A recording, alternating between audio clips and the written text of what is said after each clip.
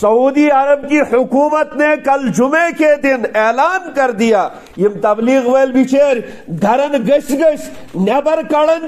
کہ نماز کے لیے مسجد میں آؤ، میرے بھائیوں نماز ادا کرو، میرے بھائیوں نماز پڑھو۔ میں تو کہتا ہوں تبلیغ نے شرابیوں کو راہ دکھائی، تبلیغ والوں نے گھروں سے نکال کر بے نمازیوں کو نمازی بنا دیا، بے نمازیوں کو تہجد گزار بنا دیا۔ تو حکومت والے تو بتا تو نے کیا کیا؟ تو نے تو عرب جیسی مقدس سرزمین کو سینما گھروں میں تبدیل کر دیا، بے پردگی میں تبدیل کر دیا، شراب نوشی میں تبدیل کر دیا، اور حد تو یہ ہو گئی تو نے محمد رسول اللہ صلی اللہ علیہ وسلم کے اس پاک قدم جس سرزمین پر پڑے تھے اس پر فلم سٹاروں کو بھلا کر ایسی گند پھیلا دی کہ جو